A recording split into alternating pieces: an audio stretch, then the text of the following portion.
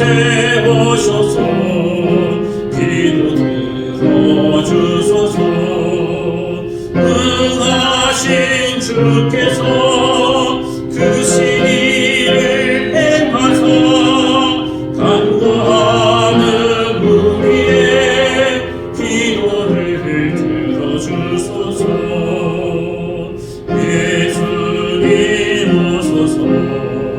임마누엘 우리 주 보좌를 떠나서 사랑을 입었네. 높은 자 낮추고 비천한 자 높였네. 만민 위에 오셔서 사슬을 풀어주소서. 예수님 오소서. 임마누엘 우리 주 죄악된 세상에 속죄주러 오셨네. 주인 자 먹이며 병든 자를 고쳤네. 전한 민 돌보사 빛의 길 가게 하소서.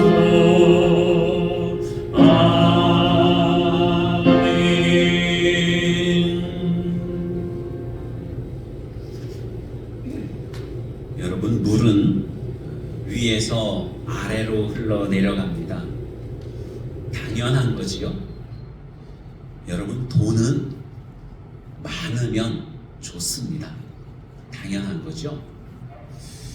권세는 높을수록 좋고요. 힘은 강할수록 좋습니다. 공부는요, 많이 해서 하는 걸 알면은 좋습니다. 얼굴은요, 이쁠수록 좋지요. 여러분, 이런 것들을 그냥 순리라고 그렇게 말합니다. 원래 그런 거, 자연스러운 이런 것들을 순리라고 그렇게 말을 해요. 이치에 맞는 그러한 이야기들. 우리가 진리를 탐구할 때에 바로 이 순리에서 진리를 탐구합니다. 정말로 진리, 올바른 것들은 이 순리 가운데 많이 담겨져 있어요. 그러나 진리가 반드시 이 순리로부터 오는 것은 아니라는 것입니다. 때로는 영리라기보다는 역설적인 그러한 면에서 오는 그러한 진리들이 많이 있다고 하는 거예요. 우리 성경을 보면은 역설적으로 말하는데 그것이 정말로 옳은 그러한 내용들이 굉장히 많이 있습니다. 옛날에 제가 어렸을 때에 그때는 뭐 이렇게 우리 놀이가 많지 않았지 않습니까? 그래서 이 친구들과 앉으면은 수수께끼 내기를 많이 하고 그랬어요. 수수께끼 내기 할 때에 제일 많이 등장하는 질문이 뭐냐면은 깎을수록 커지는 건 뭐게? 그래요. 깎아내면은 작아져야 되잖아요. 사람들이 얼굴 작게 하려고 턱도 깎고, 그죠? 여기저기 막 깎아내서 얼굴을 주먹만하게 만들기도 하고 그럽니다. 깎을수록 작아지는데, 근데 그게 아니라 깎을수록 커지는 게 뭐게? 그러면은 뭐예요? 구멍. 예. 종이에 만약에 구멍이 있습니다. 한번 깎아냈어요. 동전만 해요. 또 한번 깎아내면은 그 다음에는 찐빵만 해져요. 그 다음에 또 깎아내면은 보름달만 해져요. 깎아낼수록 커지는 게 구멍인 거예요. 역설적인 그러한 내용으로 이 수수께끼를 많이 내기도 했습니다. 여러분, 오늘 성경 말씀에 보면은 사도 바울이요, 약할수록 강해진다, 그렇게 고백을 하고 있습니다. 어떻게 약할수록 강해질까요? 말이 되나요? 내가 약해야 하나님께서 나에게 강하게 역사하시는 거예요. 여러분이 역설의 말씀 가운데서 진리를 많이 배우시기를 바랍니다. 아멘. 우리 그리스도인들은 성장할수록 작아지는 그러한 신비를 경험하게 됩니다. 교회 많이 나와서 성경 말씀도 많이 보고 듣고 배우고 신앙이 많이 성장했어요. 성장했으면 그 사람이 커져야 되는데 커지지 않고 어떻게 해요? 작아진다는 거예요. 작아져요. 신앙생활의 진리는 잘할수록 작아진다는 것입니다. 신앙인은요, 그리스도인은요, 믿음이 성장할수록 자기 자신을 작게 여긴다는 거예요. 내가 큰 사람이야. 내가 얼마나 훌륭한 사람인데, 여러분, 그 사람은 믿음이 작은 사람이에요. 반면에 저 같은 게 저는 아무것도 아닙니다. 저는 그냥 작은 사람입니다. 그러면서 자기를 낮추고 다른 사람을 높여주는 사람은 믿음이 큰 사람인 거예요. 나 자신이 얼마나 작은 존재인지, 나를 구원하신 하나님은 얼마나 큰 사랑을 갖고 계시는지 여러분 그것을 알면 그 사람은 정말 성숙한 그리스도인이라고 말할 수가 있습니다. 반면에 예수님을 안 믿는 사람들, 하나님이 안 계시다고 하는 사람들은요, 자기를 굉장히 크게 여겨요. 무신론자들은요, 자기 자신이 모든 걸 할 수 있다고 생각을 해요. 자기 자신이 모든 것들의 주인이라고 생각을 하고, 자기 주먹을 믿으라고 하고, 신은 없다고 그렇게 말을 합니다. 그런데 실상 보면은 무신론자들은 자기 자신이 얼마나 비참하고 초라한 존재인가를 몰라요. 그래서 스스로를 크다고 그렇게 말을 합니다. 이 무신론자에게 믿음이 들어가서 하나님을 알게 되고 하나님의 은혜를 깨닫게 되면은 내가 얼마나 작은 존재였던지, 내가 얼마나 보잘것없었던지. 여러분, 그래서 성경에서는요, 사람을 뭐에 비교하냐면은 티끌에 비교합니다. 티끌은 뭐예요? 먼지예요, 먼지. 아브라함이 굉장히 위대한 믿음의 사람 아닙니까? 그런데 이 아브라함이 하나님 앞에 말씀을 드릴 때 뭐라고 말씀드리냐면은 티끌과도 같은 제가, 티끌과도 같은 제가, 먼지와도 같이 정말 보잘것없는 제가, 이렇게 하나님께 자기를 표현을 하고 있어요. 그런가 하면 성경에는 또한 사람을 벌레에 비유하기도 합니다. 벌레만도 못한, 그죠? 우리 기도할 때 많이 그러지 않습니까?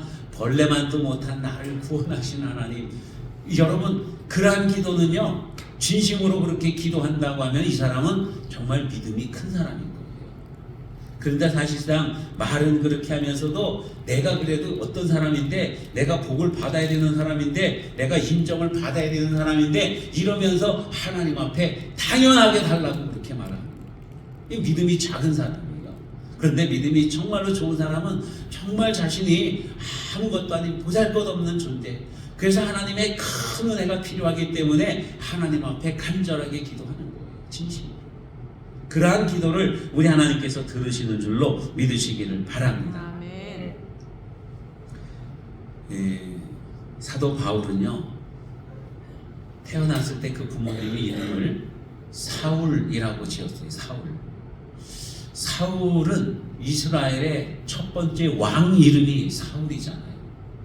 그래서 아마도 이 사도 바울의 부모님이 이 사울을 낳고는, 우리나라의 초대 임금님, 우리나라의 우리 지파에서 그래도 왕으로 나오셨던 그분이 사울 아냐? 성경에 보면은요, 사울은요, 다른 사람들보다도 키가 훤칠하게 컸다고 그래요. 어깨 하나만큼은 컸다. 그 표현이 정확한지는 모르겠지만 아마도 사람들 머리가 이 사울의 어깨만큼 왔던 것 같아요. 그러니까 다른 사람들보다 머리 하나만큼은 더 큰 그러한 사람이었던 것 같아요. 그래서 사울은 장수이고 용모가 아주 출중하고, 그래서 이스라엘 초대 왕이 되었습니다. 그러니까 이 부모님들이 아이를 낳고는 사울과 같은 사람이 되라, 그래갖고 사울이라고 지은 거예요. 큰 사람이 되라는 겁니다. 큰 사람. 그래서 여러분, 정말로 이 사울은요, 어릴 때부터 공부를 많이 했습니다. 어릴 때부터 로마 시민권도 가지고 있었고요. 어릴 때부터 이 히브리인이라고 하는, 유대인이라고 하는 그러한 자부심을 가지고 있었고, 베냐민 지파 사람이라고 하는 그러한 자긍심도 있었습니다. 베냐민 지파는 사실상 보면은 이스라엘 12지파 중에서 제일 작은 지파거든요. 그 야곱의 12번째 아들, 막내 아들이 베냐민인 거예요. 그 베냐민 지파는 인구수도 굉장히 적습니다. 그런데도 이 베냐민 지파라고 자긍심을 내는 것은 이스라엘의 초대 왕이 베냐민 지파 사람 사울이었거든요. 그러니까 이 베냐민 지파라는 그런 왕가의 가문이라고 하는 자긍심도 가지고 있었어요. 여러분이 바울이 예수님을 믿기 전에는 나는 큰 사람이야, 나는 위대하고 훌륭한 사람이야, 나는 공부도 많이 했고 나는 가문도 좋아, 그리고 나는 로마 시민권도 가지고 있어. 여러분, 그러니까 이 바울이요, 그때 당시에 이 예수님을 모를 때는 자기가 얼마나 큰 존재인지 자기 눈앞에 뵈는 게 없었습니다. 안하무인이라고 그러죠. 안하무인. 뵈는 게 없는 거예요. 그래서 예수 믿는 사람들을 잡아다가 옥에 가두고 교회를 갖다 무너뜨리고 살기 등등 해가지고 다메섹으로 가다가 부활하신 예수님을 만난 거 아니겠습니까? 여러분, 예수님을 만나기 전까지 이 바울은요, 나는 큰 사람, 나는 훌륭한 사람, 나는 높은 사람, 뛰어난 사람, 그렇게 여겼었는데 부활하신 예수님을 만나고 나서 예수님을 믿게 되었습니다. 예수님을 믿고 난 다음에는 뭐라고 스스로를 표현하느냐 하면요, 고린도전서 15장 9절에 보면은 나는 사도 중에 작은 자다, 이렇게 말해요. 예수님의 제자들 12제자가 있지 않습니까? 그리고 나중에 부활하신 예수님을 만나서 사도가 되어진 이 바울이 있는 거예요.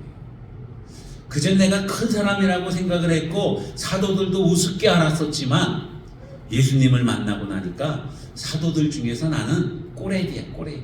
막내인 거예요, 막내. 그래서 사도 중에 나는 작은 사람입니다 하고 이렇게 스스로를 표현합니다.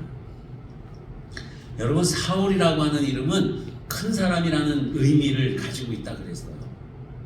반면에 이 사도 바울이 예수님을 만난 뒤에 언제부터인가 그를 스스로를 바울이라고 불러달라고 그럽니다. 그래서 바울이라고 불러요. 바울이라고 하는 이름은 작다, 귀엽다, 이런 어떤 의미를 함축하고 있습니다. 그래서 서양에서 작고 귀여운 아이들 이름을 지을 때 폴이라고 지어요. 폴. 그냥 어떤 그 이야기 소설이나 어떤 이야기 속에 폴 그러면 이 아이는 굉장히 작고 귀여운 그런 의미를 가지고 있는 거예요. 그러니까 예수님을 만나기 전에 나는 큰 사람 사울이었는데 예수님을 만나고 나니까 내가 믿음이 들어가고 보니까 나는 큰 사람이 아니라 어떤 사람이에요? 작은 사람이다, 이런 고백을 하고 있는 거예요. 자, 처음에는 나는 사도 중에 작은 사람입니다 그랬었는데, 그랬던 바울이 믿음이 좀 더 들어갔어요. 좀 더 들어갔다는 것은 믿음이 좀 더 성숙해졌다는 의미죠. 믿음이 좀 더 성숙해지니까 뭐라고 스스로를 표현을 하냐면은요, 에베소서 3장 8절에 보니까 성도 중에 지극히 작은 자보다 더 작은 자, 그러니까 사도가 아니라 이제는 성도라고 표현을 해요. 성도들 중에서 지극히 작은 자. 우리 가운데는 누가 작은 자일까요? 여러분 중에 있습니까? 스스로가 작은 자예요. 그분보다도 더 작은 사람이라고 바울은 그렇게 고백을 해요. 내가 작다고 표현할 때에 여러분의 믿음이 좋은 줄로 믿으시기를 바랍니다. 아멘.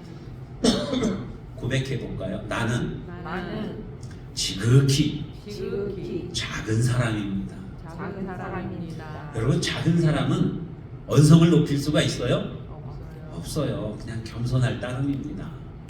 믿음이 좋은 사람은요, 스스로가 겸손해지는 거예요. 자, 이제 이 사도 바울이요, 말년에 믿음의 정말 절정기에 다다랐습니다. 믿음이 아주 커졌어요. 그때는 뭐라고 스스로를 표현할까요? 먼저 번에는 사도 중에 작은 자라고 그랬습니다. 두 번째로는 성도들 중에 지극히 작은 자보다도 더 작은 자라고 그랬어요. 그 나중엔 뭐라고 그랬을까요? 믿음이 아주 정말로 더 많이 자랐습니다. 예? 그때는 뭐라고 스스로를 고백을 하냐면은 모든 죄인 중에 괴수다 이렇게 말해요. 모든 죄인 중에 괴수. 그러니까 나는 정말 뭐 죄인이에요. 뭐 작다 이렇게 표현할 건덕지가 없는 거예요. 나는 그냥 죄인인 거예요. 죄인.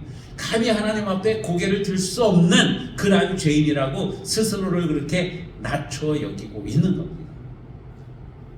이때는 사도 바울이 정말로 믿음이 많이 자라고, 그래서 자기의 영적인 아들인 디모데에게 이렇게 편지를 쓰면서 스스로를 그렇게 고백을 하고 있는 거예요. 나는 죄인 중에 괴수입니다. 여러분, 예수님은 이 땅에 오셔서 복음의 말씀을 증거하실 때에 많은 사람들을 사랑하시잖아요. 위로하시고 치료하시고 용서해 주시고 그랬지 않습니까? 그러니까 예수님의 입에서 나오는 모든 말씀들은 사람들에게 위로가 되고 힘이 되고 용기가 되는 따뜻한 말씀이었거든요. 그런데 어느 날 예수님께서 어떤 사람들을 향해서 회칠한 무덤 같은 자들, 독사의 새끼들 막 그러면서 막 예수님이 언성을 높이시는 거예요. 누구들에게 그랬어요? 바리새인과 서기관들 그랬어요. 왜? 여러분, 바리새인들은요, 내가 어떻게 하면 죄를 짓지 않을까 늘 그것만 연구하면서 살아가는 사람들이었어요. 서기관들은요, 하나님의 말씀을 연구하고 기록하고 그러면서 하나님의 말씀에 대해서 누구보다도 더 해박한 지식을 가지고 있는 사람들이었거든요.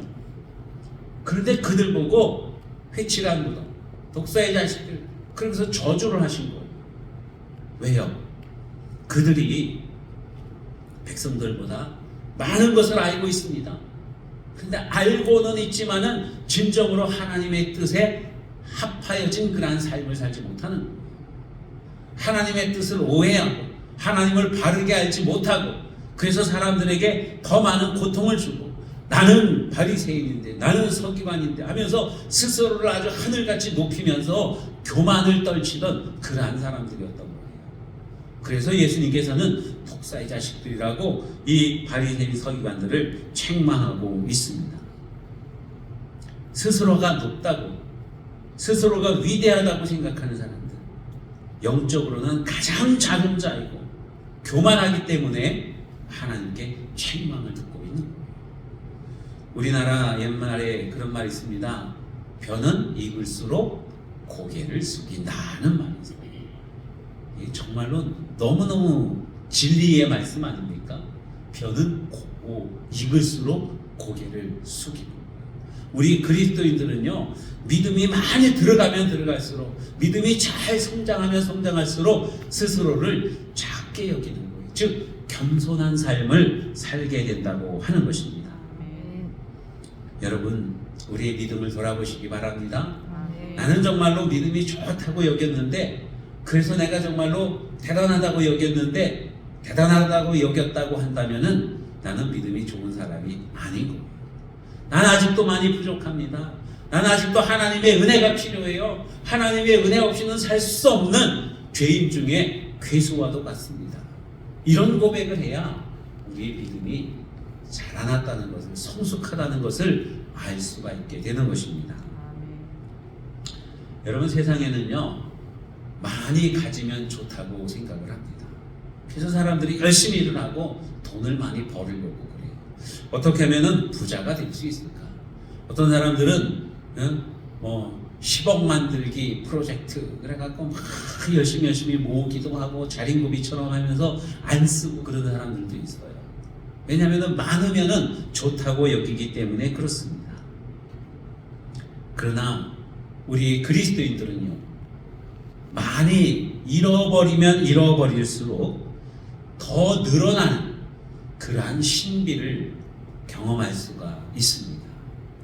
잃어버리는데, 그러면 주머니가 비어야 되는데, 잃어버리면 잃어버릴수록 더 많이 채워지는 이러한 역설적인 은혜를 경험할 수가 있게 된다고 하는 거예요.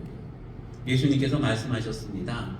한 알의 밀이 땅에 떨어져서 죽으면 100배의 열매를 맺는다 말씀합니다. 죽었는데요, 죽어서 썩어졌는데요, 근데 100배의 열매를 맺는데요. 이게 우리 주님께서 말씀하시는 역설적인 진리라고 하는 것입니다. 주님의 이름으로 집이나 형제나 자매나 부모나 자식이나 전토를 잃으면, 그럼 주님의 이름으로 뭐를 잃은 거예요? 모든 것들을 다 잃어버린 거예요. 그러면 여러분 아무것도 없어야 되잖아요. 정말 망한 사람이 되어야 되잖아요. 근데 우리 주님께서 뭐라고 말씀하시냐면은 여러 배를 받고 또 영생을 상속받는다, 이렇게 말씀합니다. 주님을 믿는 것 때문에 주님의 이름으로 모든 것들을 잃어버리면 완전히 빈털터리인 줄 알았는데 하늘나라의 영생을 상속으로 받게 된다고 말씀하고 있는 거예요. 여러분, 사도 바울은 그 진리를 알았어요. 그 진리를 알았기 때문에 자기에게 있던 유익한 것들을 다 버렸습니다. 유대인이라고 하는, 히브리인이라고 하는 민족적인 자긍심 버렸어요. 바리새인이라고 하는, 가말리엘 제자라고 하는, 여러분 가말리엘은요 그 당시에 가장 뛰어난 영적인 스승이었어요. 가말리엘의 할아버지는 힐렐이라고 하는 사람인데, 이 사람은 성경 해석하고 성경 기록하고 한 당대에 너무나도 뛰어난 성경학자였거든요. 그 피를 물려받은 가말리엘, 이 가말리엘도 이 당시에는 가장 뛰어난 그러한 율법사이기도 하고 바리새인이기도 하고 또 이 신학자였거든요. 그로부터 공부를 했어요. 누가? 사도 바울이. 그러니까 가장 뛰어난 스승의 수제자 같은 사람이었는데 그 모든 학문들 다 버린다고 표현을 해요. 버린다고. 물질도 버리고 자기 신분도 버리고 민족적인 자긍심도 버리고. 바울에게는 로마 시민권이 있었습니다. 여러분, 당시에 로마 시민권은요 가장 뛰어난 어떤 그 신분증인 거예요. 신분증. 우리나라 여권 파워가 굉장히 좋다고 그랬습니다. 그래서 우리나라 여권을 가지고 여행을 가면은 거의 대부분의 나라에서 북한하고 어딘만 빼놓고 다 갈 수 있는 그러한 여권이라고 그랬어요. 그래서 대한민국 여권을 굉장히 높이 평가를 했습니다. 그런데 이것과는 비교할 수 없는 로마 시민권인 거예요. 로마 시민권. 로마 시민권은요 거의 국회의원 신분 같아요.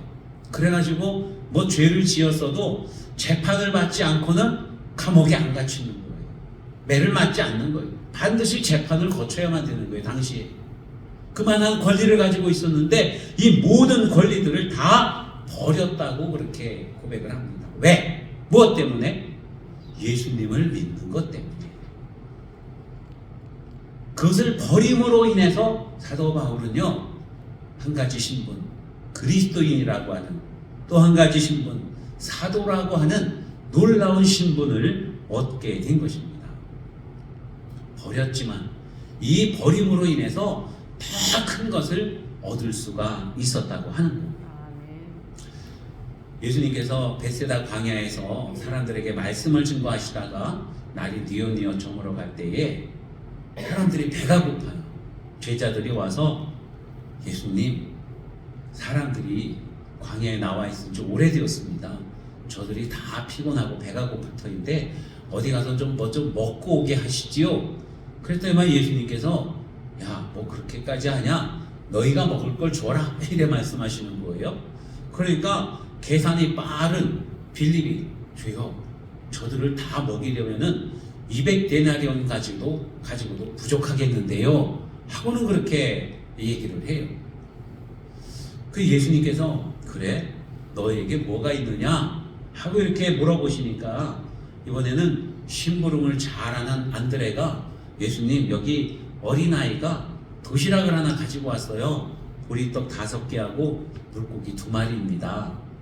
그래서 예수님께서 사람들을 둘러 앉혀놓고는 이 보리떡 5개, 물고기 2마리, 이 오병이어를 가지고 하나님 앞에 감사기도를 하시고, 그리고는 이 떡을 제자들에게 주시면서 사람들에게 나눠줘라 그러셔요. 오병이어가 그리고 보리떡 5개, 물고기 2마리가 이게 막 늘어나가지고 남자의 수만 5천이나 되는, 흔히들 사람들이 말하기를 여자들 아이들까지 합치면은 2만 명이 넘는 사람들, 그들이 다 배불리 먹고 남은 것을 거두니까 12광주리가 되었다, 이렇게 말씀을 해요, 성경에. 그러면서 이 말씀을 볼 때 우리가 그런 생각을 합니다. 오늘날은 오병이어의 기적이 안 일어나나? 그죠?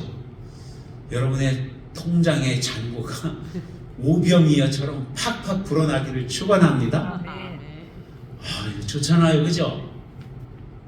좋아요, 안 좋아요? 좋아요. 정말 좋죠. 그렇게 된다면 얼마나 좋을까요? 여러분, 그러한 기적을 바라보면서 사람들이 뭐 투자도 하고 열심히 노력도 하고 막 그럽니다. 오병이어의 기적, 그것을 바라보는데 그런 기적이 일어났으면 좋겠는데, 이 오병이어는요, 한 아이가 엄마가 싸준 도시락인 거예요. 근데 이 도시락을 그냥 주님께 드린 거예요. 드렸지만은 아이에게는 드림으로 인해서 자기에게는 아무것도 없는 거예요. 즉 잃어버린 거예요. 네. 내 거였는데 내 거 아닌 게 된 거예요. 그랬을 때에 오병이어의 기적이 일어나는 거예요. 잃어버리면, 주님의 이름으로 잃어버리면 더욱더 풍성한 역사들이 나타나게 된다는 겁니다. 이게 역설의 은혜가 아니겠습니까? 버리면 더 풍성해지는 거예요. 우리 옛날에 복음성가에도 그런 거 있었지 않습니까? 이상하다 동전 한 입, 예?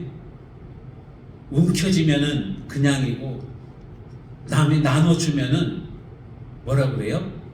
많아진다는 그런, 갑자기 가사가 정확하게 기억이 안 납니다만은, 이상하다 동전 한 입 쓰고 뭐 하면서는, 그게 뭐냐면은 잃어버리면 나눠주면 더욱더 풍성해지는 바로 그 역설의 은혜를 말씀하고 있는 겁니다. 이스라엘 땅에 큰 기근이 왔어요. 하나님께서 말씀하시기를 3년 6개월 동안 비가 내리지 않을 것이다 라고 그렇게 말씀해요. 여러분, 3년 6개월 동안 비가 안 내리면 어떻게 될까요? 우리나라에 만약에 3년 6개월 동안 비가 안 내리면 어떻게 될까요? 저 울창한 숲들 다 없어집니다. 다 없어져요. 강바닥 한강물도 다 말라버릴 겁니다. 사막으로 변할 겁니다. 곡식이 큰 게도 자랄 수가 없을 겁니다. 이스라엘 땅, 그 척박한 땅에 3년 6개월 동안 비가 안 내리는 거예요. 엘리야가 길을 가다가 배가 고파요. 어떤 여인이 나뭇가지를 줍고 있어요. 이 여인에게 나에게 물 좀 주시오. 그 여인이 물을 가지러 가려고 그러는데, 배가 고프니까 떡도 좀 갖고 오세요. 그래요. 그러니까 이 여인이 말하기를, 나에게는 떡이 없습니다. 그냥 집에 가면은 가루 요만큼 하고 기름에, 병에 기름 요만큼 하고 그게 전부입니다. 이걸 우리 아들과 마지막으로 만들어 먹고 죽을 때를 기다릴 겁니다. 그래요? 그러니까 엘리야가, 그래, 네 말대로 그리해라. 그런데 먼저 나에게 먹을 것을 다오. 이렇게 이해를 합니다. 여러분, 이 과부가, 사르밧 과부, 왜 하필 과부였을까요? 없이 어려운 사람들이었거든요. 그 당시에. 예, 그 당시에 과부 그러면은요, 가장 어려운 사람, 고아와 과부였어요. 돌볼 사람이 없는 거예요. 돌볼 사람이. 주권을 행사할 수 없는 사람인 거예요. 그런데 어려운 신분에 어려운 상황, 이제는 끝인데 거기에다가 엎친 데 덮친 격으로 하나님의 사람이라고 하는 사람이 와서 그 마지막 남은 것까지 뺏어 먹으려고 하는 거예요. 그러나 이 과부는 엘리야의 말대로 그리하겠습니다. 그랬어요. 그래서 정말 집에 가가지고 기름에 반죽해갖고 떡을 만들어갖고 그거 하나 달랑 있는 거 마지막 내가 먹고 아들 먹고 죽을 때 기다리려고 했는데 침이 잘잘 흐르지만은 배 꼬르륵 소리가 나지만 이걸 가지고 가서 엘리야에게 준 거예요. 이제 나에게는 아무것도 없어요. 모든 것 다 잃어버렸습니다. 그런데 놀라운 기적은요, 그 일이 있은 후에 이 과부의 집에 가루가 들어있을 통, 가루 항아리에 가루가 그치지를 않았대요. 아멘. 퍼내면 또 생기고, 퍼내면 또 생기고, 퍼내면 또 생기고, 병에 기름이 조금 남아있었는데 그거 따르면 끝인데, 따르면 또 나오고, 따르면 또 나오고. 할렐루야. 아멘. 여러분, 이런 놀라운 역사들이 저와 여러분에게 나타나기를 축원합니다. 아멘. 그런데 그렇게 되기 위해서는요, 내가 아끼는 것 잃어버려야 돼요. 잃어버려야 돼요. 없어져야 되는 거예요. 예수님께서 성전에 이렇게 계시는데 사람들이 와서 헌금합니다. 헌금을 합니다. 어떤 부자가 와가지고 끙끙거리면서 돈주머니를 들고 와가지고 그것을 가지고 그냥 살짝이 내려놓으면 되는데 아구리를 풀러가지고 그걸 가지고 그 헌금통에다가 어떻게 해요? 좌르르르르 붓는 거예요. 돈 들어가는 소리가 막 들리니까 사람들이 다 쳐다보고 와, 저 사람은 헌금을 많이 하네 하면서 아주 그냥 놀라워하고 칭송하기 시작을 합니다. 그 사람이 지나가고 난 뒤에 한 할머니, 과부 할머니가 와가지고 이렇게 하고 옛날 할머니들 돈 어디다 넣어요? 이렇게 하고 고쟁이 속에 넣었던 그 돈 꺼내가지고 땡그랑 땡그랑 두 랩돈이면은 지금 아마 요즘 화폐 가치로 그냥 한 100원짜리 많아야 500원짜리 그 정도 될 겁니다. 그거 동전 2개를 넣었어요. 그리고는 그냥 하나님 앞에 겸손하게 드리지 못해 죄송하고 이런 마음을 가지고 예수님이 그 모습을 다 보시고는 저 과부는 그 어느 누구보다도 더 많은 것을 하나님 앞에 드렸다 이렇게 말씀을 하십니다. 이 과부는요 자기에게 있던 모든 것 그 두 랩돈이 전부였거든요. 그걸 그냥 주님 앞에 드린 거예요. 잃어버렸어요. 그랬더니만 주님께서 가장 많은 것을 드렸다고 그렇게 칭찬을 하고 계시는 겁니다.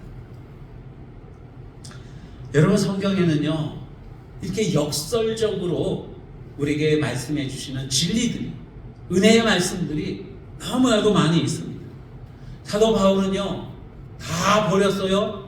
예수님의 사도가 되었습니다. 그러면 사도가 되었으면은 다니면서 복음을 증거할 때에 정말 우리 주님께서 힘도 팍팍 주고 물질도 팍팍 주고 뭐 말씀 한번 전할 때마다 사람들이 벌렁벌렁 나가 자빠지고 이런 권세를 주셔야 되잖아요. 근데 그리하지 않았어요. 사도 바울이 가서 복음을 막 증거하다가 그러면은 사람들이 뒤로 팍 넘어져야 되는데 사람들이 넘어지는 게 아니라 지가 넘어지는 거예요. 넘어져갖고 거품을 보글보글 물면서 쓰러져가지고 발작을 해요. 이게 뭐 정확한 건 아니지만 사도 바울에게는 질병이 있었는데 어떤 사람들은 간질이었다고 말하고 어떤 사람들은 안질이었다고 말하기도 하고 그 외에 다른 병이었다고 말을 합니다만은 하여튼 이 사도 바울에게는요 너무나도 부끄러운 병이 있는 거예요. 사람들이 보면은 아이고 무슨 사도가 저래 하나님의 사람이라더니 다른 사람은 고치더니 지병은 못 고치나 그러면서 이렇게 비웃을 만한 그러한 질병이 사도 바울에게는 있는 거예요. 그래서 너무 괴로워요. 하나님의 말씀, 예수 그리스도의 복음의 말씀을 증거하는데 자기가 좀 당당했으면 좋겠는데 자기가 쓰러지고 하니까 너무 부끄러워요. 그래서 하나님 앞에 기도합니다. 하나님, 나 좀 고쳐주세요. 내가 하나님의 일을 하지 않습니까? 나 좀 고쳐주세요. 하면서 하나님 앞에 간절하게 3번을 기도했어요. 3번을 기도했다는 건 아마 작정하고 3번을 기도했던 것 같아요. 근데 그때 하나님께서 바울에게 들려주시는 말씀이 내 은혜가 네게 족하다 이래 말씀이에요. 즉 사도 바울이 이렇게 아픈 것은 하나님의 은혜라는 거예요. 은혜. 나중에 사도 바울이 깨달은 게 뭐냐면은 내가 정말로 이렇게 약해야 하나님의 은혜가 많이 오게 된다는 거예요. 나 자신을 의지하지 않고 오직 주님만 바라볼 수 있기 때문인 것입니다. 아멘. 약할 때 강함을 주시는 우리 주님이심을 믿으시기를 바랍니다. 아멘. 예수님께서는요 하늘 모든 영광을 다 버리고 이 땅에 오셨어요. 오실 때 금마차를 타고 오신 게 아니라 마구간에 어린 피덩이로 오셨습니다. 하늘 영광을 다 버리고 오신 거예요. 다 버리고 오셨어요. 그리고 이 땅에 살아가시는 동안에 고생하시고 고난을 당하시고 오해도 받으시고 조롱도 당하시고 그리고는 십자가 달려 죽으셨어요. 그냥 보면은 완전히 망한 인생이죠. 그죠? 그보다 더 망할 수가 어디 있습니까? 하늘 영광을 다 버리고 왔는데요. 그것만 해도 얼마나 많이 잃어버린 겁니까? 근데 살면서 고생당하시고 십자가에 달려까지 죽으시니까 다 잃어버리신 거예요. 다 잃어버리신 거예요. 근데 잃어버리신 걸로 끝난 게 아니라 그로 말미암아서 우리 모든 영혼들을 구원해 주신 줄로 믿으시기를 바랍니다. 아멘. 그로 말미암아서 부활하셨고 아멘. 그로 말미암아서 모든 영광의 주인이 되신 거예요. 아멘. 잃어버리면 주님의 이름으로 잃어버리면 더 많은 것들이 우리에게 온다고 하는 것입니다.